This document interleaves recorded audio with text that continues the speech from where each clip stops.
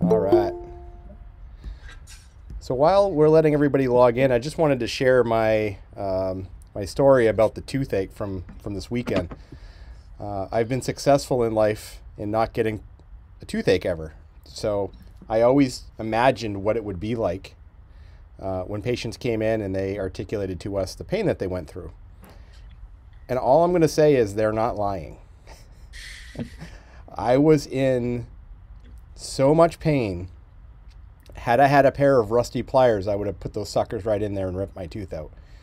I woke up from a dead sleep and literally jumped out of bed, and all I could think about was ice and ibuprofen. I'll tell you, if a patient ever says they couldn't sleep, they're not lying. It is, I've had kidney stones. This was right up there with kidney stones. So Dr. Libby was nice enough to meet me on Sunday to do an emergency evaluation. I thought he was going to have to do a pulpectomy. We took a CAT scan, and as it turned out, there really wasn't a whole lot on the CAT scan that suggested I was having pulpal issues per se. And it wasn't until he started probing around the tooth that I did what only annoying patients do. I grabbed his arm and pulled it away.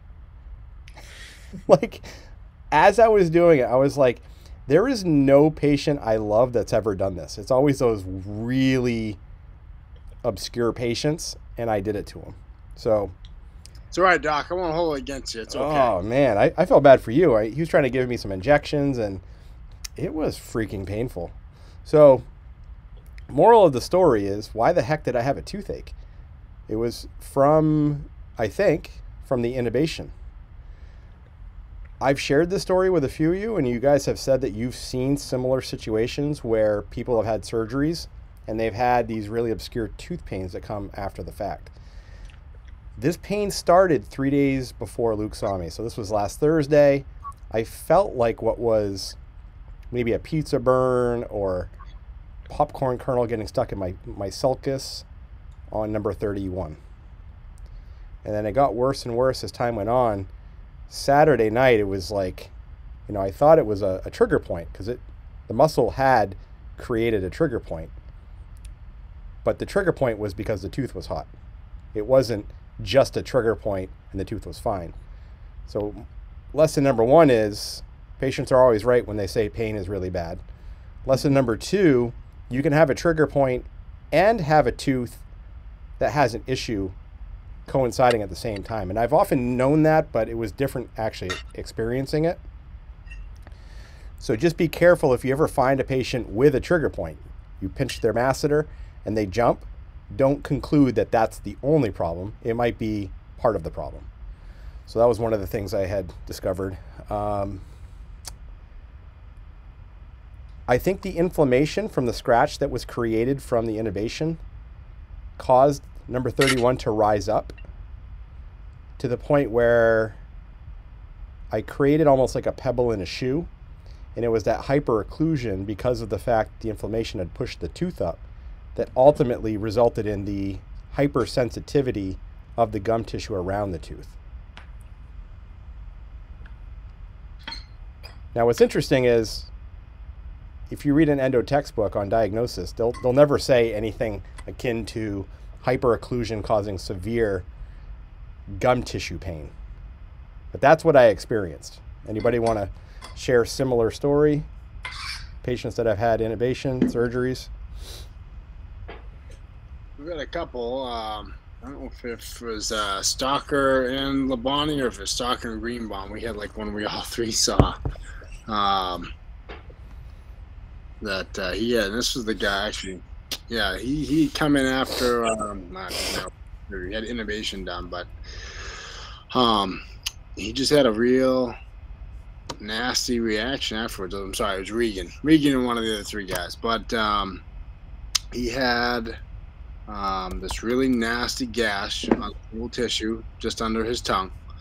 It was right along number 30, and initially we didn't think, just, oh man, it looks like they gassed you, like no big deal.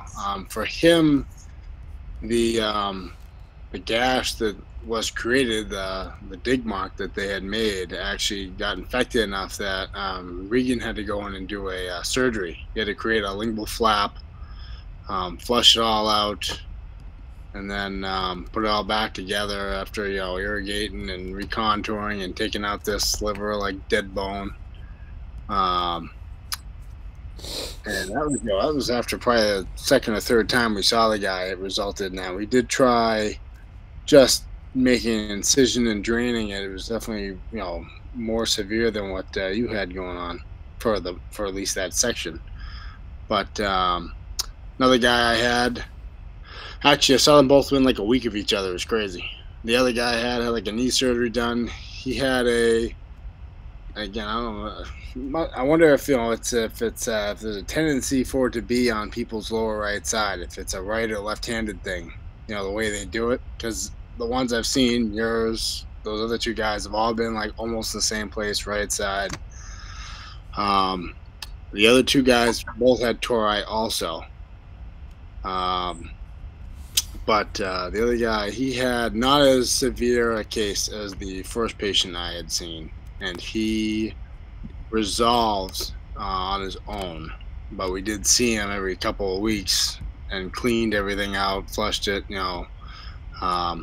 We took out a couple of bone spurs that came out through the gash. But same deal. He had just jaw pain, soreness of the tissue itself. Yeah, it's definitely interesting. Something that I think having a group like this to share common experiences will allow us to draw conclusions that don't show up in the textbooks. I mean, there's all kinds of anecdotal experiences that happen that people know about. Redheads, for example, being difficult in the anesthetic world. All kinds of situations like that. What I want to do is share. I'm going to share my screen and then show you my CAT scan. So I show up on Sunday. The only thing that's helping is ibuprofen and Tylenol. I had some pain meds left over from my shoulder surgery, which actually didn't seem to help as much as the Tylenol and ibuprofen did, which is always interesting. All right, Christian, can you see my screen? Luke, can you say yes or no? Yeah. Yes. Yeah, we can see it. All right. So here's number 31 on me. This is the kind of the sky view looking straight down. There's my mesial root, distal root. This is my lingual concavity. It's from this view, it looks like we're on the other side, but the image is upside down. These are my lingual tori. This slice right here, so this line is what's creating this image right here, and that's the one I'm going to scroll back and forth. You can see how my distal root lives in the cortical bone of the lingual concavity. Anybody know what this is called when you see a radiolucency around, I believe it's the second molars, lower second molars? Dental Jeopardy 101. Staphny defect? Yes. Yeah, so Staphny's defect is a radiolucency created by this anatomical undulation, I guess, on a pan or a PA. Oftentimes it comes from, I believe, the sublingual gland actually goes inside the mandible, so there's actually a developmental depression that creates that defect. But here, my root actually lives pretty far down. So my thought is, if they nicked right here, inflammation got into the cancellous bone, what do you think would happen to the tooth? Well, pressure can only go in so many directions until the tooth actually starts to push up. And if the tooth pushes up and it's the last tooth in the mouth, it's going to receive all of the occlusal forces. Where do we put a nut in a nutcracker? As close to the hinge as possible. That's where most of the force is created. So if this tooth is ever out of occlusion, the damage is a lot worse. And I think what happened is it rose up, maybe day 4, day 5. Now, granted, I'm on pain medications and some pretty strong anti-inflammatories. I didn't notice any of this until day 10 after my surgery. I can't speak to why the timing was so significant. I just know when Luke looked in there, he saw what looked like scratches on the lingual part of my mandible. And I don't see anything here. I don't see anything on the mesial root to suggest any sort of periapical radiolucency. This line that you're seeing right here is simply just something akin to the mock band effect.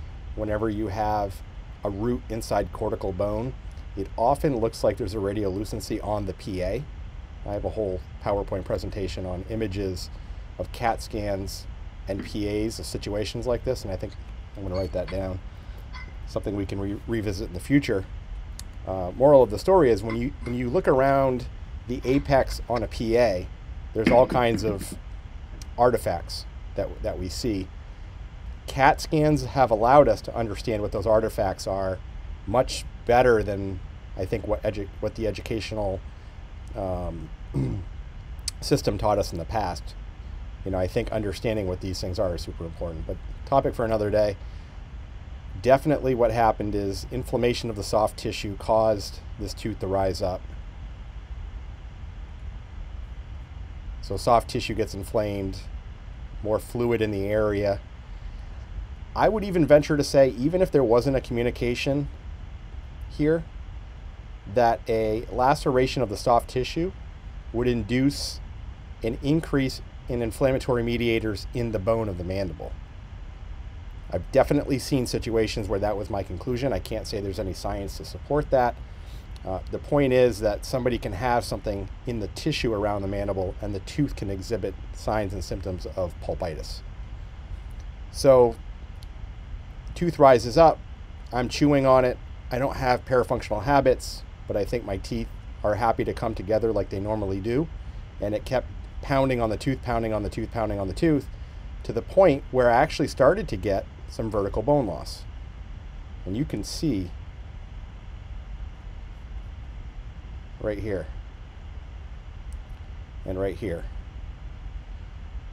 Now, vertical bone loss, when we are taught about this in our perio curricula, it's talking about a pathological process. This is widening of the PDL due to hyperocclusion. So it's a different kind of thing. When I say vertical bone loss, I don't want to imply that there's pathological breakdown. This can turn into pathologic breakdown because I've created a crevice where gram-negative bacteria can go down. But this is short-term enough that I'm confident if we remove the forces that this will heal. I can definitely feel the tooth being loose. Luke went in there. I think maybe he noticed that it was loose. What he did is he just adjusted the occlusion, and I instantly felt better. He did some cold testing. You know, we went through the normal endodontic testing. But when he adjusted it and I closed down, my body literally went, oh my God, thank you. Does anybody know what that's called? There's a process that my body was going through that he was able to turn off.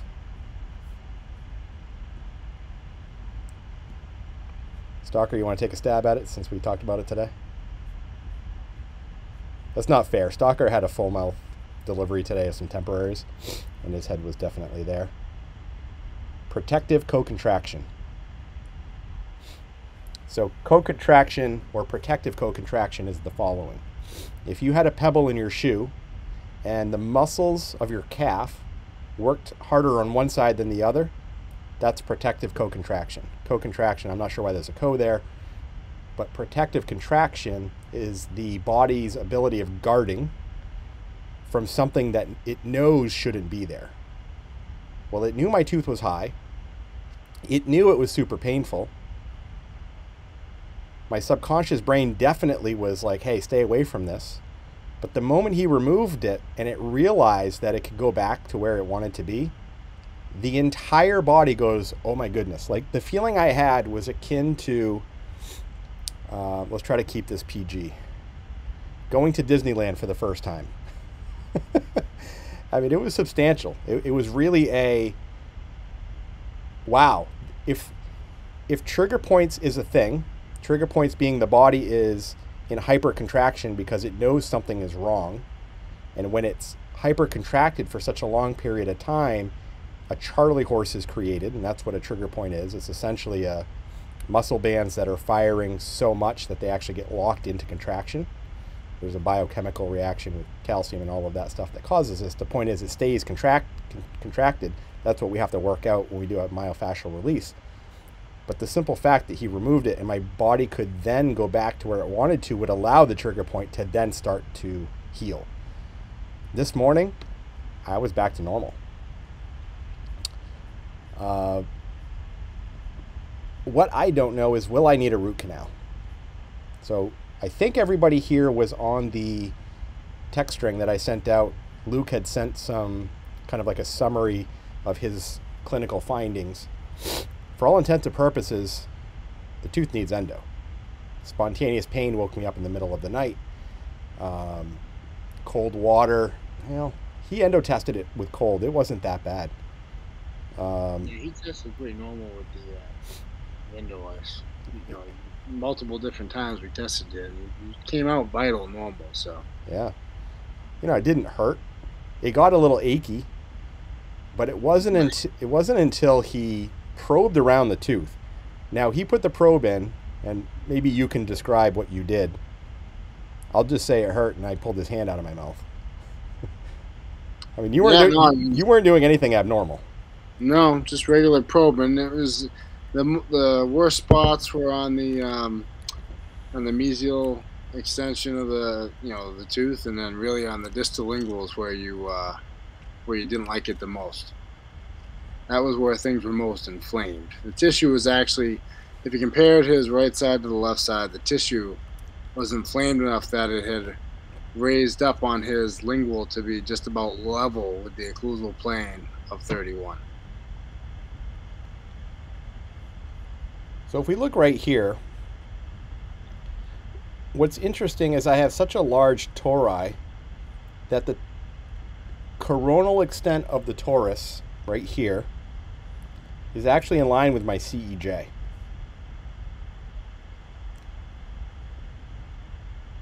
What does that mean? Anybody want to take a stab at why that might not be good?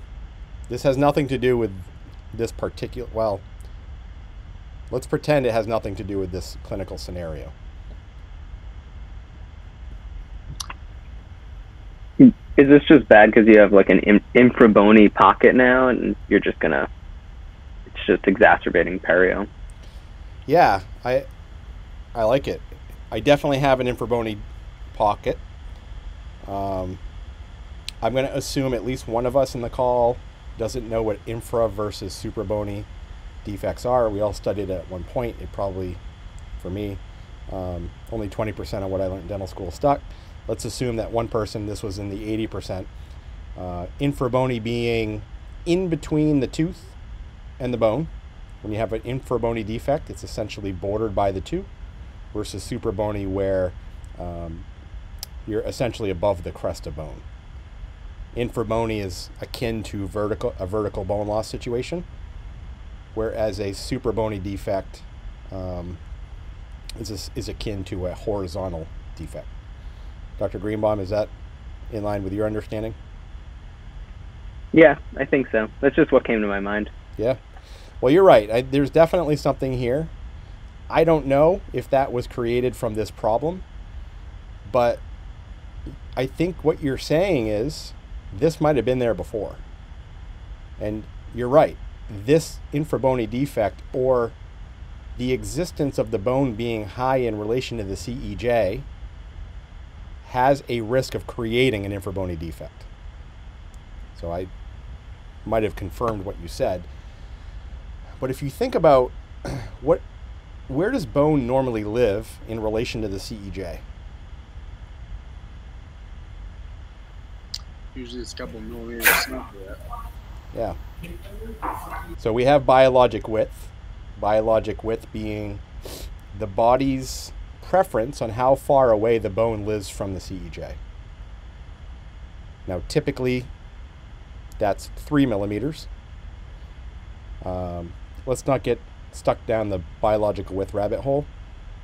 I would love to revisit that. That's one of my passionate topics, because I think understanding that is the most important aspect of periodontics when it comes to being a good restorative dentist.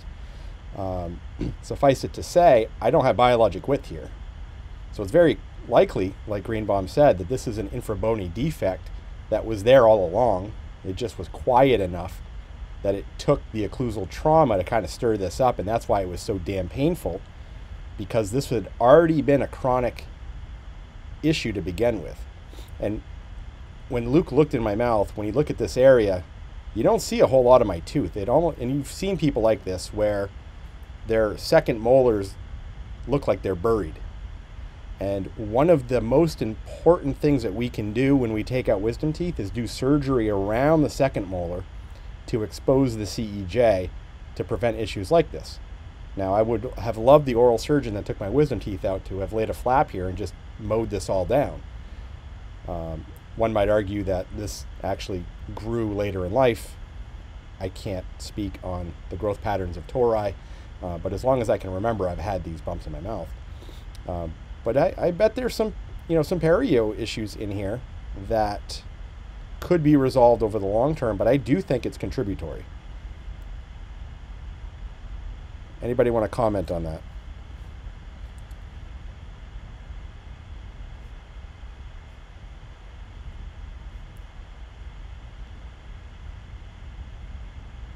Looking at this image here, I'm always looking for darkness where the roots are right now as I get to right about here. There's no periapical radiolucence here. I don't have any decay. You know, I haven't had a cavity in, I don't know, since maybe college. I don't grind my teeth. So it makes sense that this widening of the PDL was created from inflammation caused by the surgery. So keep your eyes open when you hear a patient's getting intubated and funny dental situations arise. Maybe just try to adjust their occlusion to give them some time, give them an aqualizer, make them a quick splint, make them a bite splint. If they already have a night guard, they probably won't have any issues because it'll be held in check by the guard. I will keep you posted. My tooth is still sore tonight. It was better today. It wasn't until I had some salt with supper tonight that I actually started to feel more pain.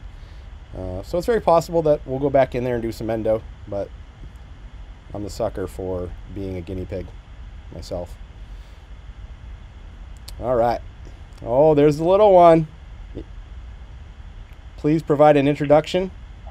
Yeah, everybody, this is Lucy Ray, our little girl. Oh, she's clapping for herself.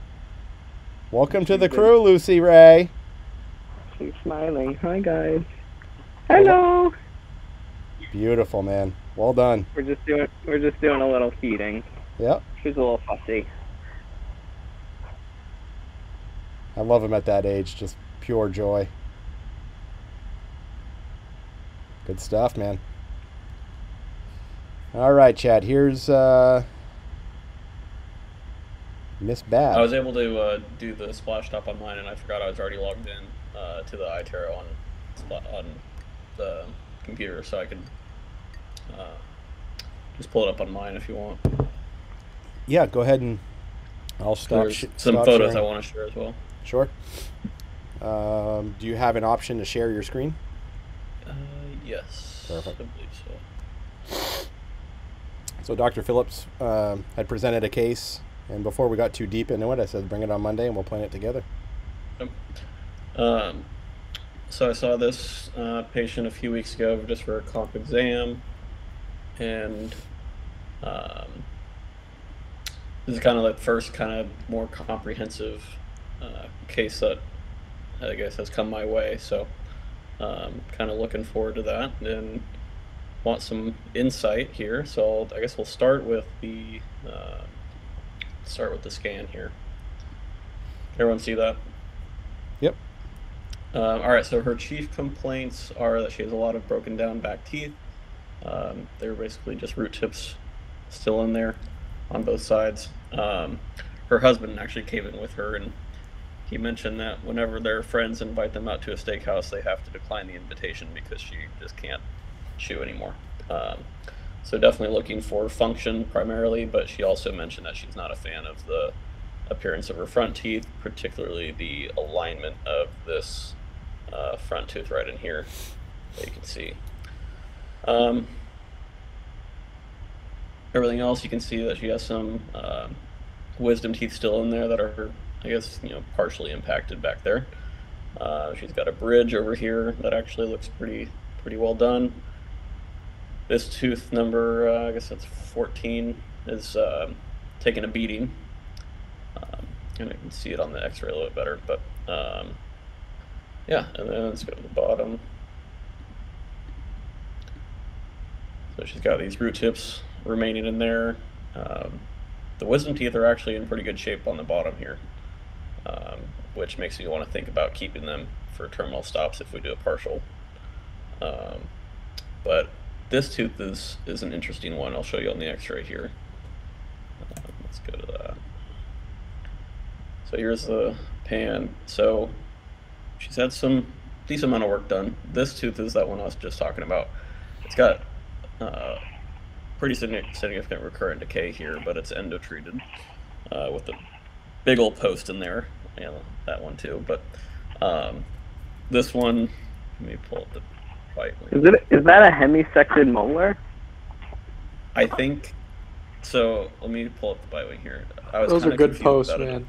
Those are really good posts. Yeah, those posts aren't going anywhere. That's for sure.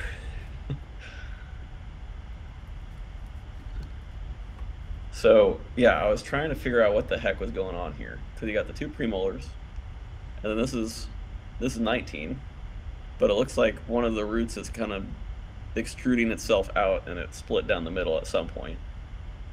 And then 18 here just has this big old recurrent decay here, but I mean, it looks like it would still be potentially savable, but I feel like doing anything with it, the prognosis would be pretty guarded.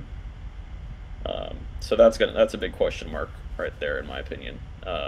This is that kind of that beat up number 14 here. It looks like it just had a endo post and crown, but never, or sorry, endo post and build up, but never got the crown on. So it's seen better days as well. Everything else, honestly, not many other sites of decay. The bridge is in pretty decent shape. And we got another bite wing somewhere. Oh, there we go. Showing this is kind of a question mark area as well on the back side of that bridge. But anyone have any questions about the x-rays here? I don't know who asked a question about a hemisected molar. Does everybody know what that is? Yeah, that was me. That was Greenbaum. But now that I'm looking at it, maybe not so much. But yeah, it looked like it for a second. It looked like maybe someone took the mesial out of 18 or something. But actually, it's probably just a more conical shape molar. Yeah, I think that's what it is. But yeah, it's definitely funky looking down there. Yeah. And then we got some photos here, and there's one very interesting photo that I want to show you guys. Well, look at her posture. Wow. That's yeah. He's more than us. This will be interesting. So, doing a little dance. What are your guys' thoughts on that? Yeah, that's exactly what it looks like. Medical history. Does she have anything else going on in her medical history? So she has hypertension. She had a stroke in.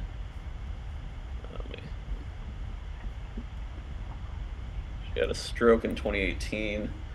She had, at the same year, she had a aortic valve repair due to aortic dissection, but I asked about any pre-med recommendations, and they said no. That's all that was on her med history. So maybe it is stroke related. Dr. Stalker's posture is like that too. I just like to dance, though. That's why. Yeah, getting a PT involved, chiropractor, at some point along the way would be important. I think over time we're going to figure out what the right timing for that particular multidisciplinary approach would be. Suffice it to say, we need to get her. Let's keep looking. Obviously, we need to do something about that. So this is her full smile. You can see her teeth are just probably have some intrinsic staining. Looks potentially like tetracycline staining. I did not ask that at her exam, but I probably will ask that when I see her next. But yeah, just very, very dark teeth. And so I'm not exactly sure if, when she said that she was concerned with her appearance, I don't know if it was more of just kind of this alignment issue, or if she does want to do something about the darkness of her teeth. So that will be a kind of a point to discuss as well the next time I see her. But I do think that her and her husband are more concerned with the function, at least to start. So let's see. I don't think there's any other photos I wanted to. Oh, I guess one of the interesting things at her comp exam, when I had her bite down, her mandible is just kind of like floating, and I was like, does it feel like you don't really know where your jaw is supposed to go? And she was like, yeah, like it doesn't like have a home basically. And so I think that will be another kind of interesting route to see what we can do with that. Do you have any thoughts on that, Dr. Roy? Yeah. Let's circle back to it. I don't want to steal the mic from you, but yeah. Cliff Notes version is phonetic bite. Okay. Wax up, put her into that position. I mean, her not having a home does make it so that the benefit there is we can make home where we need to be. Yep. For sure. Yeah, I guess that's all of the kind of the diagnostics. Sounding like the son of a contractor right there. I guess first off, kind of my initial thoughts are obviously extract these hopeless teeth. And then kind of the baseline treatment plan would just be the extractions, probably just a crown on this tooth up here, and then a lower partial. The one last thing I forgot to show here.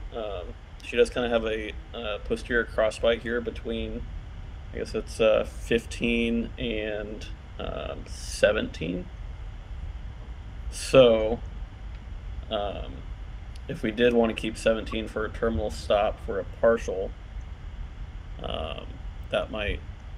have to kind of think about what we want to do with that. If we want to keep 15 or take it out, or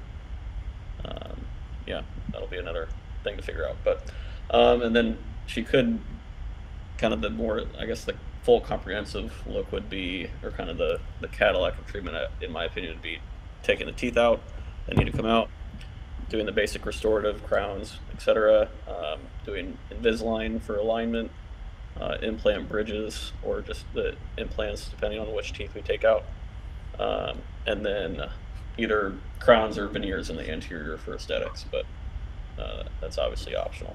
But so that would be kind of the two ranges of treatment that we would go. I think she is very interested in a fixed option, so Libby or Regan might have someone coming their way. Yeah. Cool. It's a great case. Let's slide back into the problem list just for a little bit. Okay. What do you think could lead to somebody having such destroyed teeth where the rest of the teeth are relatively okay? And I don't know if you know the answer. That's more opening it up to the group. Whenever you see that, there's something there.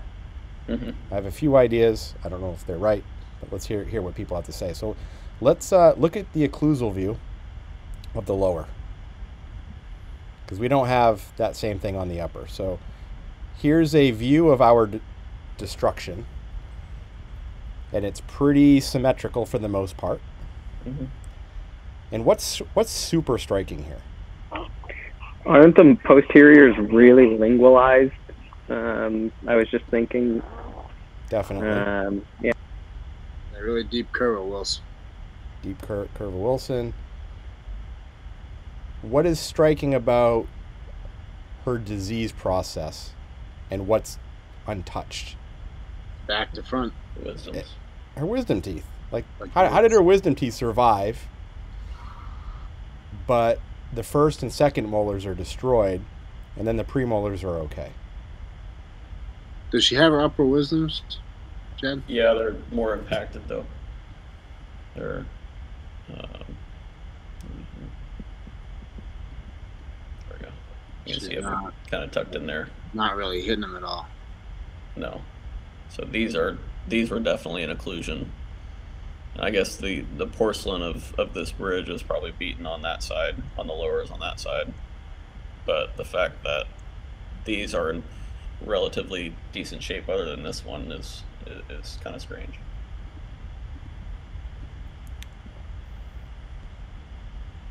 Any other thoughts on what might cause this clinical situation?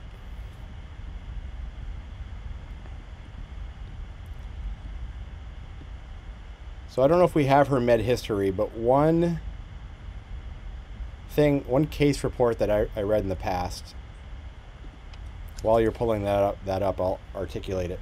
When patients have acid reflux,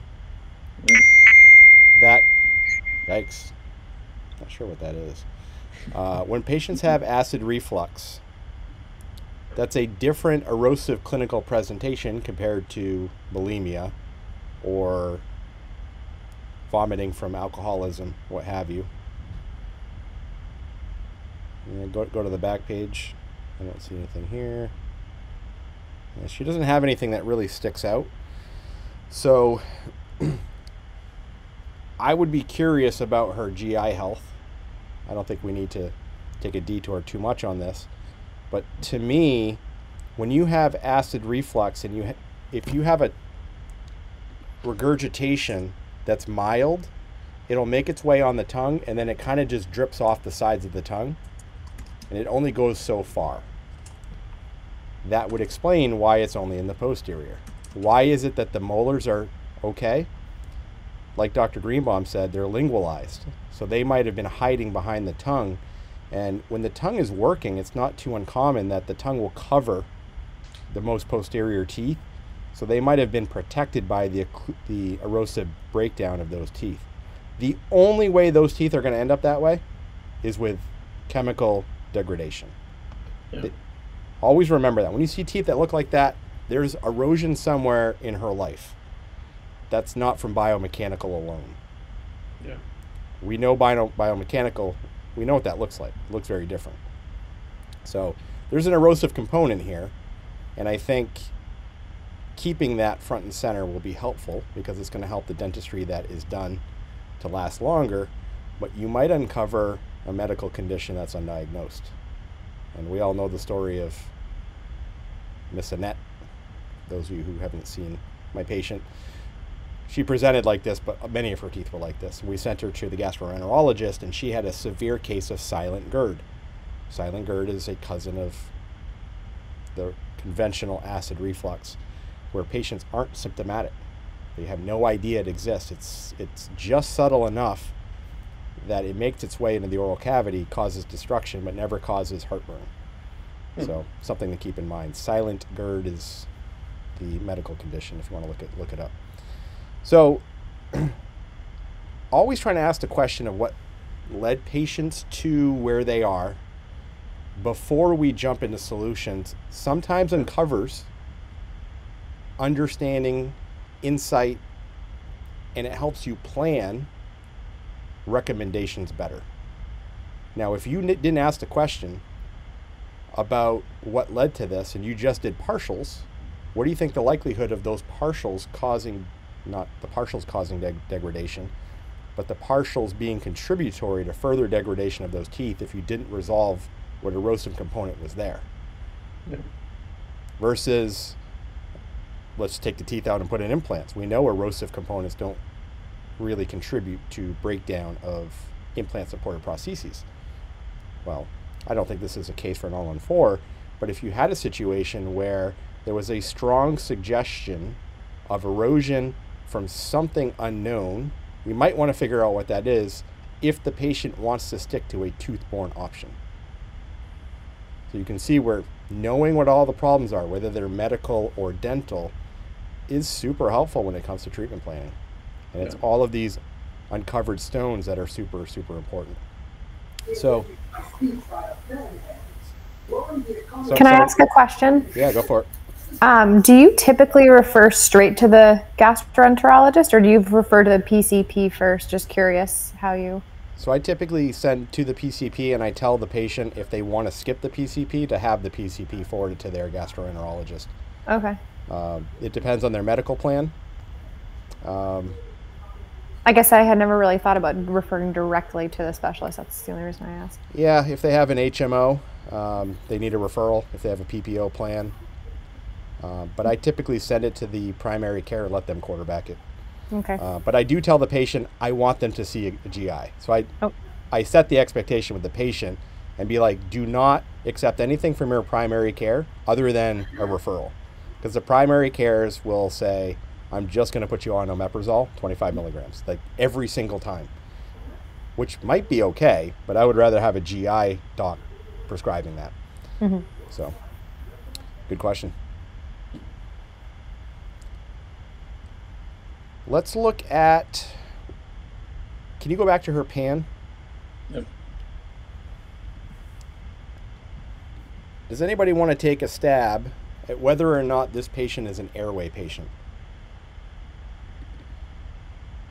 And I'll preface it by saying, let's pretend the acid reflux thing didn't become something relevant to us. What do we... It's not getting bigger. That's what she said. Duh. Chad, you gotta click on the plus in there, man. There's like a plus. Right there. There's a big plus, like the fourth button from the left. No, I was wrong. There you go. Right. What clue do we have here that might suggest this patient's not an airway patient? Wide open sinuses. Maxillary sinus volume, to my knowledge, is not contributory towards airway.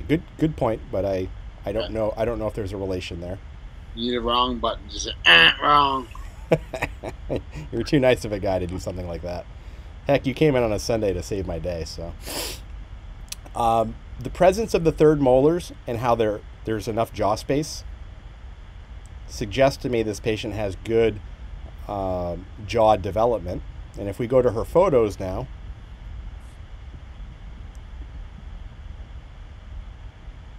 look at how expanded she looks.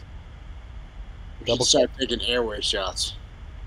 Can we not do that? We can. It's in the queue for things to solve. Yeah. It would be with Ray's pharyngometer. Right. Sorry, not to get off topic. Just a thought. No. I mean, it's a good point. It would be great if we had an airway assessment tool. We could do a CAT scan, but what's the problem with the CAT scan in assessing the airway? It's a still shot. It's a still shot of a situation. Doesn't really, I mean, shows a soft tissue, but it's not really. What does it not? What does it not show us? Collapsibility. Collapsibility is the risk factor for sleep apnea and airway issues.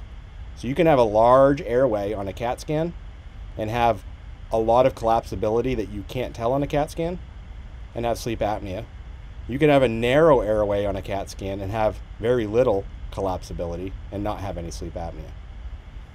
So the size of the airway on a CAT scan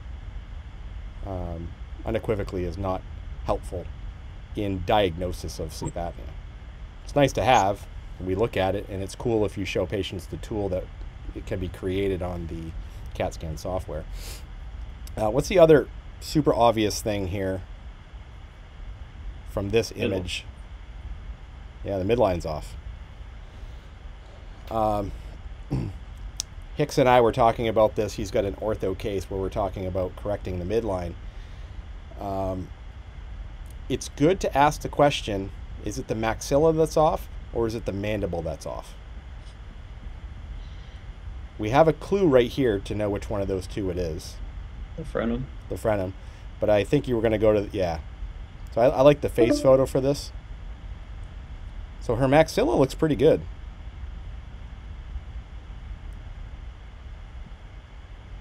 Actually seems like it's a little off, but in that shot, it almost looks like her midline's better than it was in the other photo, though that makes sense if what Dr. Phillips is saying, if she doesn't know where home is for her lower jaw. Yep. Yeah. Now, if her head's going to the right, what is her mandible going to do in response to that movement? Go the other way. Go the other way.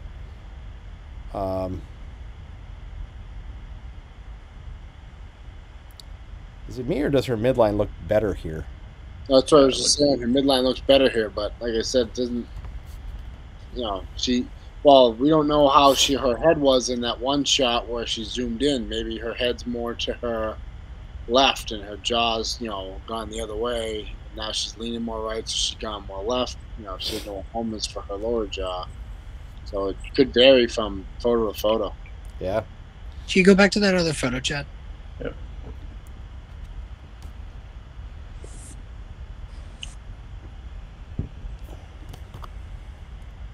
Yeah, this doesn't look like she's in the same spot at all. So this is one of the things I need to get Chantel better at, is not having the patient jut their jaw forward. So this patient's in protrusion. They're an edge to edge. Yeah. But it's interesting to see her shift to the right. And I have all kinds of thoughts on... Yeah, she has a little bit of over jet there. Is this patient skeletally class 1, 2, or 3? I need to see the Ceph. Do you? I feel like she's class 3. Definitely class 3. Go back to...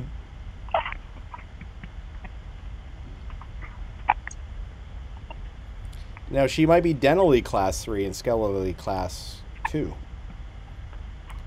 Look at the canine relationship. Look on image 6475.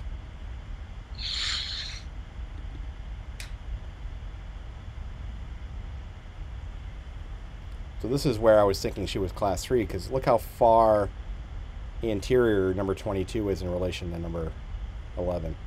Yeah, agreed. And even on some of the other shots, she just looks like her mandible is just more protruded, but maybe because she's doing that protrusive movement in her photo.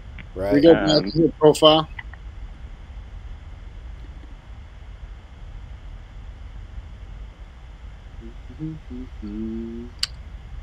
One of the things we talk about in my ortho group is you're looking at lip drape.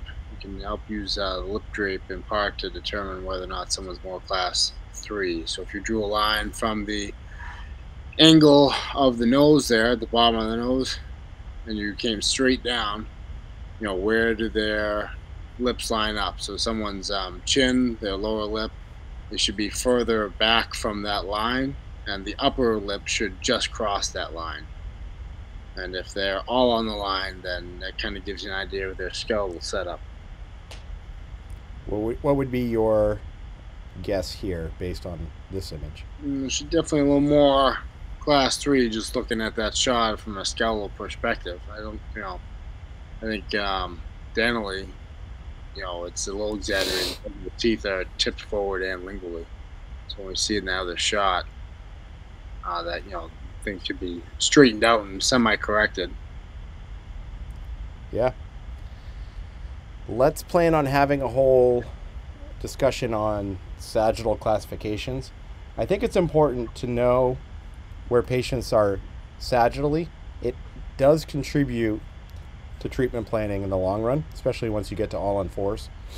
But let's provide some solutions for this patient. So Chad, you articulated A removable option is number one. Number two, my goodness. Sorry, guys. Where's that coming from? That's someone texted my laptop and it. Oh, Jesus. Everybody. Oh, look at this. He's already done the workup. Do you want to walk through this, Chad? Yeah. So option one, kind of like I was saying, just extractions, basic restorative as needed, in a lower partial. Obviously, con is the removable, and it doesn't address one of her chief concerns of the front crowding and alignment, but it will get her back to a state of quote-unquote health, and it will increase her chewing function, but obviously not as ideal as implants. Kind of one step above that, extractions, basic restorative, and then do some Invisalign with optional whitening, basically to just do the alignment, get everything in the right position a little bit better. I love this option right here. So it's still removable, but it's a removable with a let's idealize the foundation at which the removable is going to live on. Yep. Only one question I did have is one question I did have is with her likely intrinsic staining. How much of a whitening effect can you get with that, if any? It is the toughest, and our whitening system core is the best. So it will not get any whiter than what core will do, but I think core will help tremendously. Okay. We'll leave it at that. Okay. But I love this option. The idea of idealizing a foundation for ideal removable is so underdone in dentistry. Nobody likes removable, but if you do removable on an ideal foundation, it's fun. Yeah. It's really fun. Things fit well. The labs are impressed. The patients are impressed. So I love this option. I also, even though obviously implants are